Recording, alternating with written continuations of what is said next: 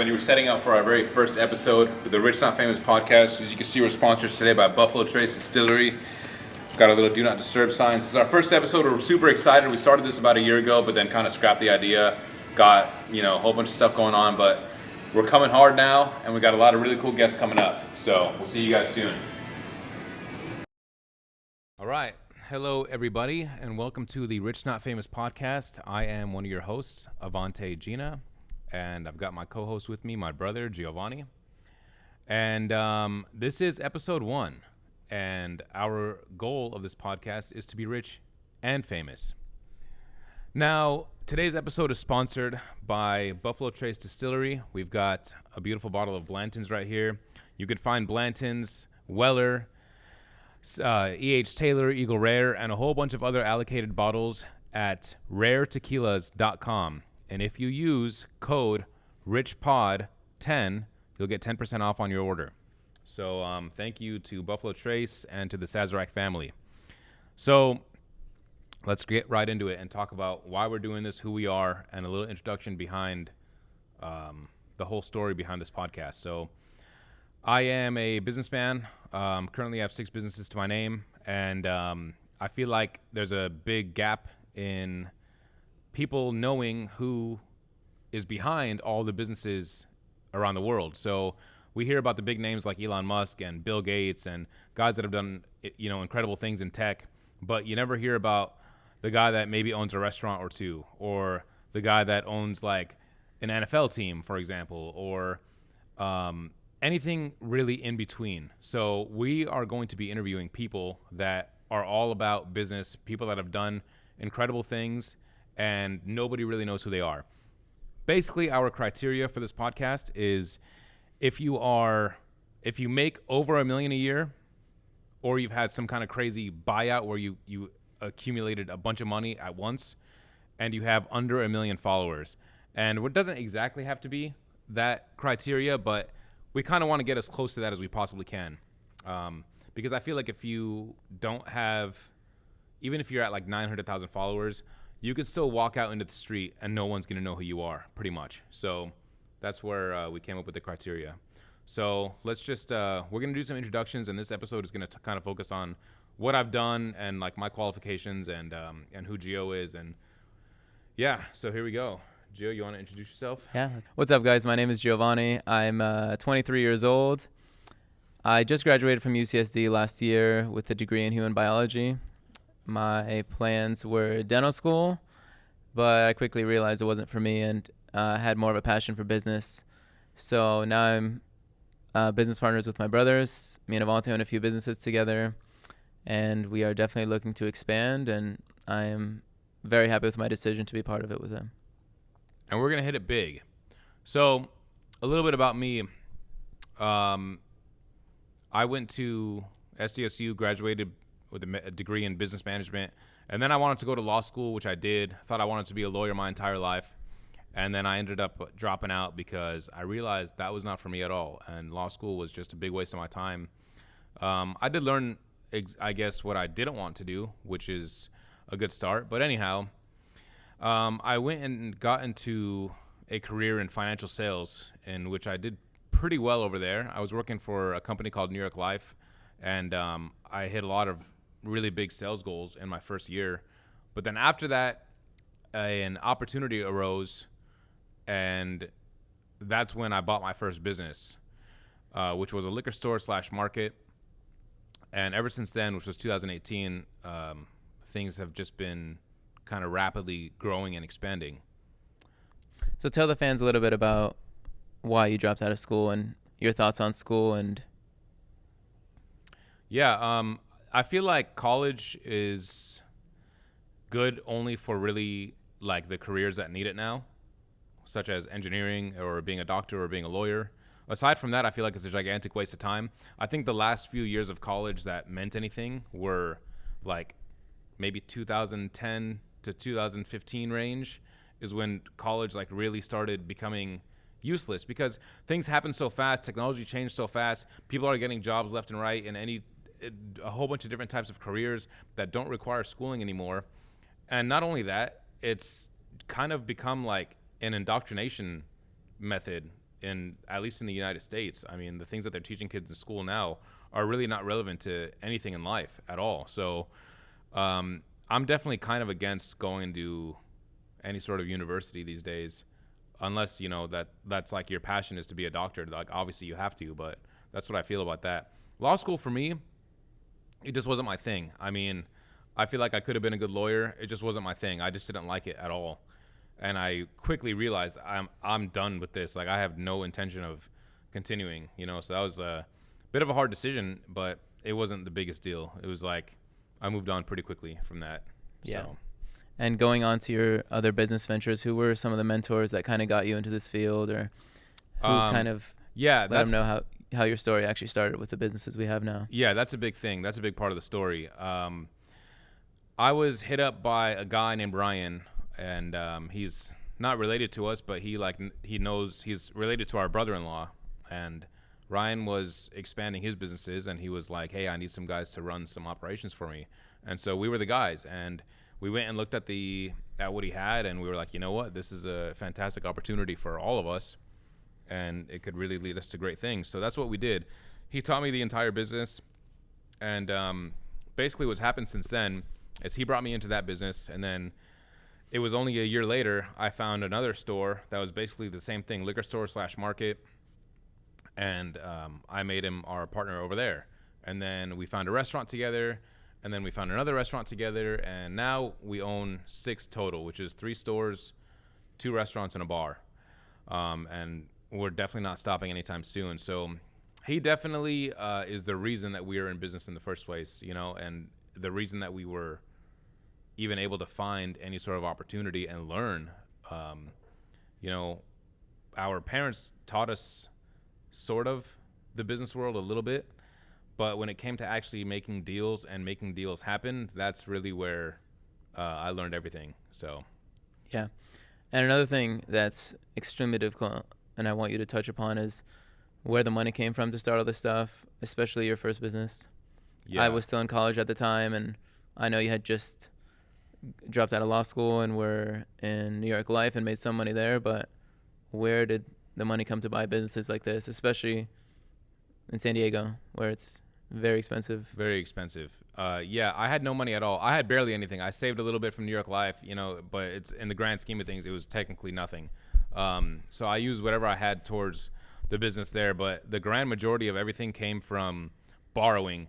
I tell people all the time, if you are going to buy a business or start a business or whatever, a lot of people think that you need a bunch of money to do that, but you don't. You really just need to find people that you can borrow from. So we borrowed from every source possible. Like, we asked uncles, and we called friends, and we called as many people as we possibly could. I ended up borrowing literally $100,000 from a guy that I've never met before, because I called somebody else that knows him, and he had enough respect for me and knows that I'm not going to screw anybody over. And so he referred me to this guy that ended up loaning us some money. And obviously we're paying interest on it, but it was money that we would not otherwise have had, because banks weren't loaning anything at the time. They still aren't. And that's basically what we did. We borrowed from about 4 different sources for our first business. And now we've paid all of that back. But that's exactly what we did again the second time around. We just kept borrowing. And the third time around, we kept borrowing. And then after a few years, then we start saving our own cash, and we have our own capital to put things into. So then we start using kind of our own. But for the most part, we're still borrowing. I have a few different sources that I hit up all the time, guys that just have money and they want to collect interest. And, a lot of them are just kind of retired and they just have some money to play with. And a guy like me comes along, and now they make some extra side cash from interest. So that's the way it's been going. That's the way we've grown all of our things so far. And that's a very huge point to talk about. I mean, I'm 23 years old, and I can't even imagine where I would get any of the money from to do any of these businesses. And I feel like that's something people need to hear, is you can borrow. You don't need to have all that money. It's about knowing the right people, making the right connections, reaching out to the right people, which is what we want to do on this podcast, and see where people actually did it, because there's people who are millionaires out there and have crazy businesses, and we've never even heard their story to see what they actually did to do it, how they made it. That's exactly right, man. That's why I want to do all of this, because it's like little details like that people don't get and they don't understand. Like, If I had no mentor, I would not understand where to get money from. I would not understand how to find a business and buy it. I would not understand any of that. So we want to be that middleman between the people that don't have that person, and just bring people on this podcast that can tell you like the nitty gritty details into how they actually made it. A lot of guys just go and talk about, yeah, I did this and I became a millionaire. And it's like, what happened in between? Like, what happened in between all that got you to that point? So we want to really highlight everything that we do. Absolutely. You know, If you're looking for a new business opportunity, what is it that you're looking for when you're going out there? And how do you go out there and approach these businesses as well? Yeah, good question. So the way all of the businesses that we have happened have been off-market deals, things that you don't find online listed anywhere. No broker is behind it. I literally just go once a week. I take Mondays off, and I just go to random businesses that I like, and I just walk in and I'm like, hey, would you be willing to sell this place? And that's it. That's literally all I do. And a lot of people will just say no, and obviously I go in and I kind of have a conversation with them. It's not just, there's a lot of research that goes in behind the locations that I stop by at. I'm not just stopping by at random places. I like liquor stores because that's the industry we're in. I like certain restaurants. Trying to get into supermarkets. I like hotels. There's all these random things. I pop my head into all these random little businesses, hoping that, you know, eventually somebody will say, yeah, I'm willing to sell, which has happened 6 times so far. So it's going to keep happening. So if they give me any slight hint that they're going to say that they want to sell, even if they're like, I've thought about it, but I'm not quite ready yet, I will start popping in every 2 or 3 weeks. And that's kind of how I've done it. And then it's like the first time you're a stranger, and the second time you're a familiar face. The third time you're a friend. And then the fourth time I might come in with a gift, a little cup of coffee, sandwich, you know, something like that. Just like, hey, I was in the area, just, you know, think about me, don't forget, I'm still interested in this place, whatever. And sometimes what ends up happening is a year or 2 years down the line, they'll call me back and say, hey, I'm ready. You still interested? I'll be like, of course I am. And then we'll strike a deal. So that's the way I've done it every single time. And yeah, those are the kind of the things that I'm looking for when I'm looking to buy a business. So. And that's very something difficult to do. I mean, Evonte's mentored me to kind of break out of my shell to do that and actually approach somebody about their business, because it is hard to do. A little nerve-wracking to do. It is hard to do because you don't know how the person's going to react. Some people do get mad, which is just whatever. I mean, I just will never visit that spot again. But that's kind of like the salesperson in me. I was doing financial sales, which is like the hardest thing that you could sell. You're bothering people all day long about selling life insurance to them, you know, and some people get pissed off. But that's just something that I've had in me for a while. And I understand for people, it's like, yeah, it's pretty tough to think to yourself, how can I do this? But that's just what I do. Yeah. You know, Why don't you need to have 30 seconds of confidence and just walk in and do it. You're not going to lose anything. No one's going to fight you. You're not going to get hurt. Just go do it. That's it. Yeah. That's all I could tell people, you know? Why don't you delve a little bit more into about how you manage your time with all this? I mean, you have 6 businesses. You take Mondays off to go look for more. How do you manage the time? How do you make sure the businesses are covered? How do you make sure you have the right team to do all this? Yeah, super important, dude. What I tell people all the time, if you're in business for 2 reasons only, and that is to gain freedom and to make money. And that's it. You're not in business for any other reason. So if one of those 2 things are lacking, you're not in business. If you've bought a business and 10 years down the line, you're still working 90 hours a week and you don't have any freedom. Yeah, maybe you're making some money, but you basically bought yourself a job. So that's not what I'm trying to do here. And I think that having the right team is the most important thing. So giving up equity is what we do. So, and that's another thing that my business partner taught me. He gave up equity in his business in order to give me equity so that I can run the place for him. And then every other business, we've just brought on business partners to run the place, and another business partner to run the next location, and another business partner to run the next location. So there's all these guys looking for opportunity, and that's basically what we've done. But then in the business that I'm running, the main one that I'm running, which I kind of operate about 3 of them,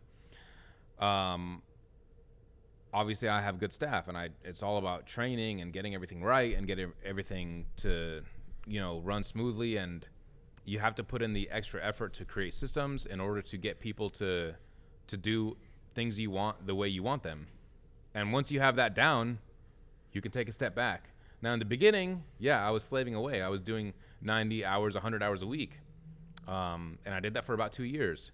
But then I got everything down, and I figured it out. And then we just keep growing and expanding now. So that's the way you do it. It's all about the team. The team is the biggest thing. If you don't have proper business partners, if you don't have proper staff, you're never going to make it. And that comes down to you and your leadership. 100%. I can definitely agree with that. And that's the main thing we need. Any business failures along your journey?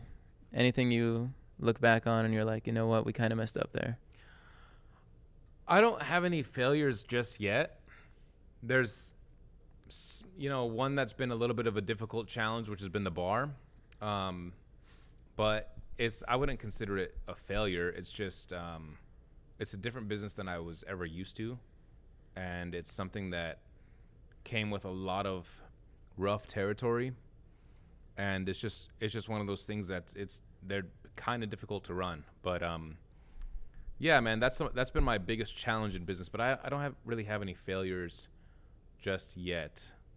I know that sounds kind of like whatever, but I think a lot of entrepreneurs love to talk about failure, but like you don't have to go through failure to be an entrepreneur. Like everyone's like, oh, you have to fail multiple times before you get big, and it's like, no, you don't. I didn't really I didn't have that experience ever. I went to law school and I dropped out, but I don't consider that a failure. I was just like didn't like it, and then I figured out what I want to do. So I don't know. There's a big emphasis on failure within entrepreneurs, but like I'm sure it happens, but I don't know. I haven't quite been there just yet, and I'm not saying it never will happen, but I don't think that has to happen for you to be a successful person. For sure. Why don't you tell the people a little bit more about your upbringing, our upbringing, and how it led to where we are today, and how that played a big role in where you're currently at? Yeah, dude. Our parents are immigrants from Iraq. We are Christians from Iraq. Specifically, we're Catholics. And they were persecuted, and, a lot of the Chaldeans just ended up in America, mostly in San Diego and Detroit for whatever reason. But here we are in San Diego, and my parents just started a few businesses here, and we learned retail from them. And we had a 7-Eleven. I was working at the 7-Eleven since I was like 15, all throughout my college years, and I learned pretty much everything from them as far as that goes. And that was kind of a big deal. I don't think if they didn't have that background, then we would be doing what we would be doing at all. Because you kind of see like, oh, they make their own schedule and they do what they want to do, and we can, do things that other families can't. So that's what I always kind of aspired to be, and I never wanted to just like be stuck calling somebody boss. That was just like not me. But that was a big deal for us. I think I don't think if they had started their own businesses that we would have had the idea to do that either. So that's absolutely the main reason I chose to not be a dentist, because that's the interesting thing, right? They want us to be in school and to go graduate and to do this and that. And I'm like, yeah, but I want to be like you. I mean, I don't want to it's like my mom is still mad that me and Gio are not a lawyer and a dentist. So it's like she's literally always on my case about it. But at the end of the day, she's the one who made us this way because we saw their example. We saw their example of them being business owners.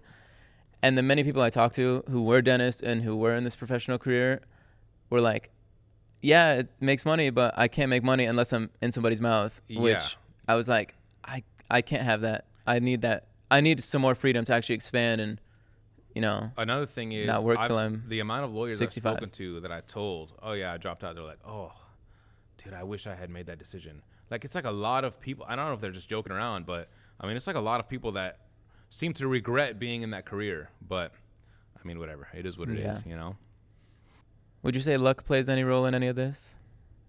Luck? I believe that luck is created. I do believe in luck, but I believe that it's created. It doesn't just happen randomly. I think if you're working towards something, luck just like happens to find you in certain scenarios. and they're rare, but they do happen for sure. I consider a lot of the situations I've been in business to be extremely lucky. Some of the locations that we found could have been anybody else's, but just the fact that I saw them and I thought they were like a good spot, and I went and asked. Well, for example, the restaurant that I bought, the first one, I had been talking to that owner for about a year, and he's like, no one has ever approached me about this place. He was 76 years old, running this crazy operation, and no one had ever asked him, so he never really got it in his head to retire. But when I asked him, he's like, you know what, maybe I should retire. And that was it, you know. So that to me is lucky, but it's luck that was created. So that's what I believe. Yeah. Why don't you tell the fans a little bit about woman in your life? Maybe start with the Billboard story. The Billboard story. Oh, this is a good one. Okay, the Billboard story is this. Back when I was working at New York Life, I was seeing this girl. I'm married now with a kid, but back when I was at New York Life, I was seeing this girl, and I had all these big dreams. I was talking to her about like my music and the stuff that I want to do with my life, and I started doing really well in the financial career. And my manager was like, hey, we should get you a billboard like in your community with your face on it, and we'll talk about life insurance on it. And I was like, that's a sick idea. I'm doing that for sure. So that night I went home and I was talking to her, and I was like, hey, like, you know, my manager was like, hey, let's get a billboard going. And I was like, I think it's a sick idea. What do you think? And she's like, I don't know. And I was like, what? I was like, what's the big, I was like, what, why do you not want this? And she's like, I just don't know. It's kind of embarrassing. Like, I don't know what my family would think seeing your face. And I'm like, what? Why do you care? Why would I? First of all, why do you care about that? And second of all, why would I care about that? Like, this is literally my life, you know? So anyway, that answer to me was as telling as it gets, because it's like, if somebody's not behind your career, somebody that you're with is like embarrassed by whatever you're doing. It's not like I was going to go put a billboard of myself and say, follow my OnlyFans. Like, it was just, you know, it was like actually my New York life insurance career, you know? So it was just really, really, really odd to me. And those sort of things led to the downfall of that relationship. And now I have a wife that supports literally every single thing that I do. I mean, everything. So that to me goes an extremely long way. One of the most important things that you could ever have in your life is that backbone of support, where I'm like, hey, I'm going to post this song. I'm going to post this video. And it's like, yeah, do it. Good. Looks great. I'm down for this. I'm down for that. You know, and gives me advice when I need it. Tells me like, hey, maybe you should do things that way or this way, and helps me out with whatever I need, and, you know, takes care of our baby when I'm at work. So that's been an incredible thing. Having a good wife is absolutely a life hack that more men need to take advantage of. So Evonte also hasn't talked about a big part of his life too, and what he does on the side, his music career. Rap extraordinaire, Xhaos. Yeah, man, I've been making music for a long time. Been rapping for about 10 years now. Just released my 5th project in June called Lifting Up and Letting Go. And this was the first real project that got some actual numbers that I was like, wow, this actually might be able to potentially go somewhere someday. So that's been an interesting journey. It was really tough for me because I wasn't exactly consistent with releasing albums because I was working on so much other stuff. But now I'm at a point where I have all this unreleased content, tons of unreleased music.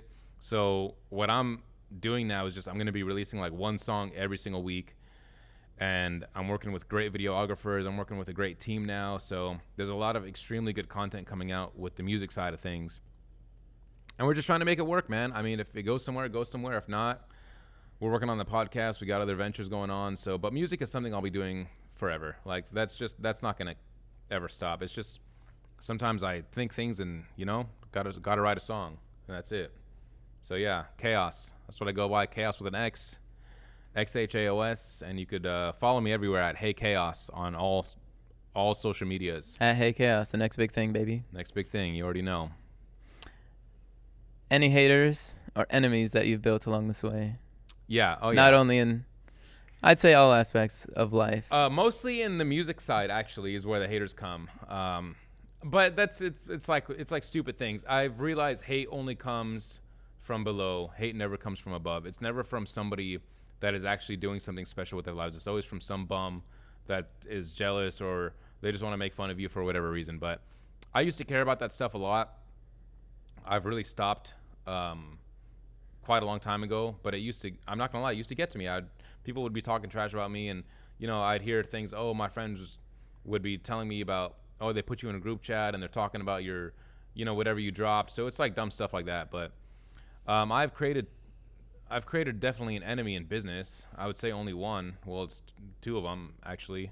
One bald guy, one fat guy. Don't have to get really that into it, but maybe I'll tell that story someday later. Save that one for another day. We'll save that for another day. Yeah.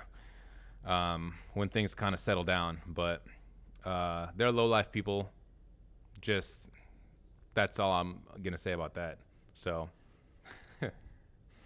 So what does the future look like? What's next? What's next for you? The future looks bright, man. We're working on a whole bunch of different projects. We have like literally 8 or 9 in the pipeline right now.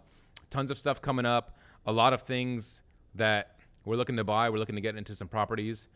And I'm looking to grow this podcast and my online life as much as possible. I'm going to start doing courses and really getting in depth on training people how to find and fund and grow your business, whether it's your first or your 10th. I want to be a mentor to people. And yeah, man, I really want to take like my online life as serious as possible. Do a bunch of vlogs, a bunch of Rich Not Famous content. Currently writing some books. There's a lot of things going on. So we're always working on something. And like I said, the music stuff, I'm going to be releasing one song every single week. I don't know if I have the time to dedicate that, but at least once every other week, So yeah, there's a lot going on, man. As far as the podcast, what do you hope to accomplish? What's our end goal with this podcast? What can the fans expect to listen to? What are the kind of guests that we can expect to have here very soon? Yeah, we're going to bring on a whole bunch of really cool guests. I have a lot lined up. We're both in the liquor industry, so I have a lot of connections in the liquor industry. For example, like the founder of Tito's Vodka is somebody that I've been talking to, and we might fly out to Texas and interview him. And we've got the founder of Whistle Pig just came into the store, and I was chatting with him. He lives in Vermont. He told me to come out and fly out and interview him. So there's guys like that that I'm really interested in talking to. And then we also have like just random people I've met. I met a guy that has his own private jet company. He owns 5 jets. He flies people private all the time, and he flies pretty high-end people. So we're talking about getting him on here. So there's a lot of random businesses that we want to bring on. Guys that own car washes and guys that own restaurants. And, it's just every realm. So if you're somebody that fits that category of being rich and not famous, and you want to share your story and you want to get, people to know how you did it, and you just want to share your information with people, please hit us up, because we want to interview you, and we'll come fly out to wherever you are and just have a good time. So that's the future of the podcast. That's where I want to take this. Selling some courses, letting people, see more in depth, like, hey, how do you really do this? And we'll get there, That's what we want to do. We want to get as much exposure to as many businesses as possible. Absolutely. Yeah, so we're very excited to bring all these people on. A lot of people we've met along the way. Many people we're going to meet, and we want to learn a lot from them and how they did it and bring their stories to life. And we're excited. We're excited to see where this journey will take us. Yeah, big time. That's another big thing, too, is we're going to learn so much just listening to these people talk. Like, there's so much that we could also learn from just by having any of these speakers, come and share the story with us. But, yeah, man, that's the plan. And that's also a wrap, yeah? That's a wrap. That's the platform we're bringing. Stay tuned. I think we covered what we needed to cover for the first episode. You guys will definitely hear a lot of great people on here, and we're super excited. Yeah, so get this going. So yeah, give us a follow at RNF Pod on all social medias. You can give me a follow at Hey Xhaos. That's Hey XHAOS. And where can they follow you? They can follow me at Giovanni Gina. All right. Thanks guys for listening. This is episode 1, and we'll see you guys soon. Peace.